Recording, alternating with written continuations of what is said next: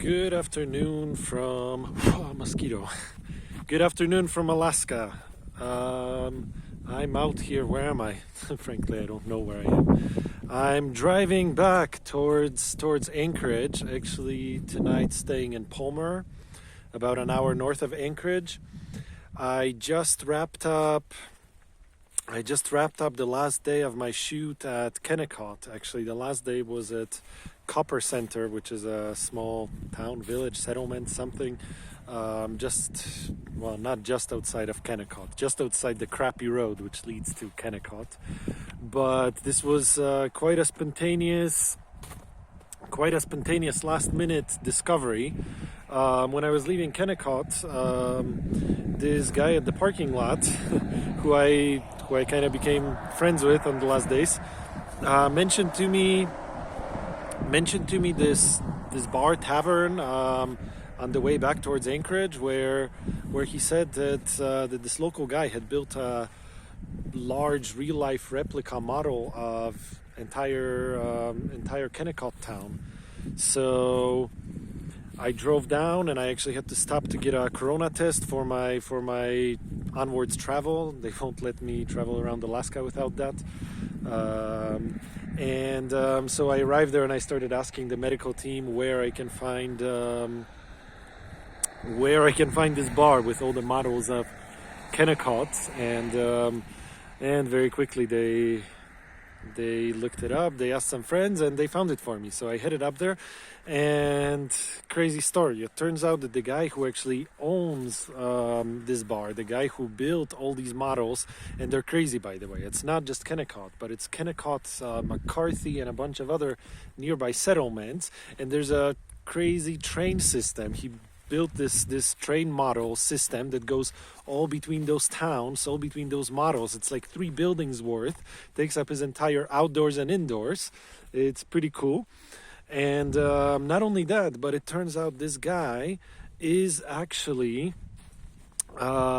the great-great-grandson of Chief Nikolai, who, as you'll find out from the story once I finish editing the project, Chief Nikolai was a local native who was the first person who discovered the copper deposits, or rather not discovered, but they were simply there. He was a native here, and when the Kennecott Corporation came to Alaska seeking copper, seeking to start their business, it was him, Chief Nikolai, who pointed them towards the copper, who signed the agreement with them, giving them access and jump-starting the whole huge operation, and frankly jump-starting everything that happened in or with Alaska ever since. So I ended up staying an extra night out there, and this morning, or rather this entire day, I ended up filming with Ronald out there in his bar. I filmed an interview, and I filmed some extra footage. We attached the camera to his train, to his model train, and took that for a spin around all the model towns. That was pretty neat. I look forward to seeing those shots. And that's how I wrapped up the shoot at Kennecott. The most fascinating story I've shot in a while, honestly. I expected that to be... Oh, there's a plane overhead. There's all those low-flying planes. You're not gonna see it on this wide lens, but there's all those low-flying small charter planes, 2-person or maybe, I don't know, 2-passenger, 4-passenger. Locals can recognize them by the sound of their engine, which I find very cute. But for me, it's just a small private plane, I guess. But anyway, so I'm wrapped up now with this project at Kennecott, and as I said, I expected that to be a really small 1 to 2 day shoot, and it has become so much more than that. It was a small client project at the start, and by now I'm really directly and personally invested. Usually I would have around half hour to 45 minutes of interview content for this project, which in the end was meant to be 5 to 7 minutes. And now I have probably around 5 hours of interview footage plus 5 days worth of really, really cool shots, actually. And on top of that, I'm trying to get some archival footage of the early 1900s out here. I would like to, or I'm trying to get some footage of the operations at this mine back in the early 1900s, as well as of the town of Kennecott and McCarthy. And this material exists, which is the good news. And I'm following up on a lot of leads. It might take a little bit of time. So we'll see what happens with that project. I'm discussing with the producers at BBC what we're gonna do next. As I said, it was supposed to be just a short video, but I feel that that there is so much more to this story that I simply can't do it justice in 5 to 7 minutes. So we'll see. Perhaps the project will get extended, or perhaps I will still finish a short version and then work on an extended production of my own. We'll see how it goes in the next weeks. But for now, I'm shifting focus. It's been a really busy couple of weeks, actually. So I'm headed to Palmer. I don't have even one day off, and right away tomorrow morning I'm filming at the Musk Ox farm, and that's my own little project that I wanted to do while I'm in the area. So Musk Oxen are those ancient animals that actually date back to the Ice Age. They were around back when saber-toothed tigers and woolly mammoths were roaming out here in this landscape that you see in Alaska. So there's this farm out in Palmer that harvests wool of these animals, and it's a way to apparently preserve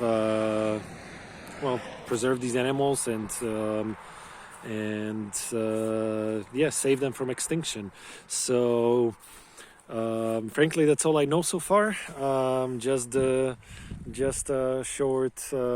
little bit, but that's why I'm headed there tomorrow to speak to the owner and to film some of their activities and see what happens with that. And then for the next 2 weeks, I'm still here filming the story of Mike Hall, who some 50 years ago in the early 70s simply picked a spot somewhere out in the wilderness, probably not much different wilderness than what you see up there, and he ended up kayaking several days down a river to the middle of the tundra, and then hiking for quite a while longer, and he built a cabin there, and he spent quite some time living on his own off the land without any human contact. And what I'm trying to do now is I would love to follow Mike back to this place where he built that cabin those 50 years ago and where he's never been since.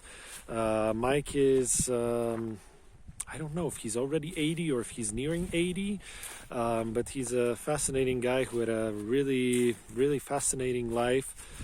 He shared with me his amazing journals from his time in the wilderness, and I'm out here trying to film his story.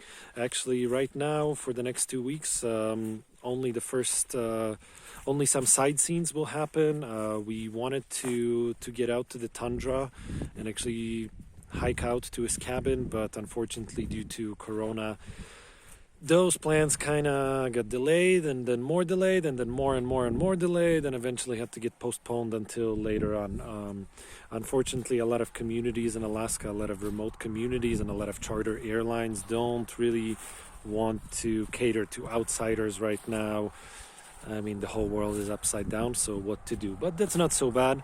We're still going to film some interviews with Mike and with people who are important in his life. We're going to film some activities that, hopefully we're going to film some Aurora Borealis, some kayaking, some berry picking, and and yeah, some other scenes which were a part of his life, which were a part of his adventure, and which will become a part of this film down the road. So yeah, here's my sports car, not quite shiny but a bit cleaned up after the crazy ride. My food on the trunk. Let's not show it to the rental company. I mean, look how crazy to get this kind of a car for going on gravel roads. How insane is this? I mean, I booked a cheap, basic little car, and they give me that. That's just like an extra layer of stress for me. Finally, everybody else would be excited. Actually, I am kind of excited about it. It's a cool ride, but for such a damn big car, there is no space inside whatsoever, and I'm going on gravel road, so this frankly was just an added layer of stress because I didn't want to damage the car and have to pay for it. Luckily everything's fine. It doesn't even have a tiny scratch on it. It's just quite dirty, so I have to stop by the car wash before I return it in a few days. And yeah, thank you guys for tuning in. Please be sure to subscribe. I messed that up. I'm not used to this live broadcast, Instagram, whatever this is.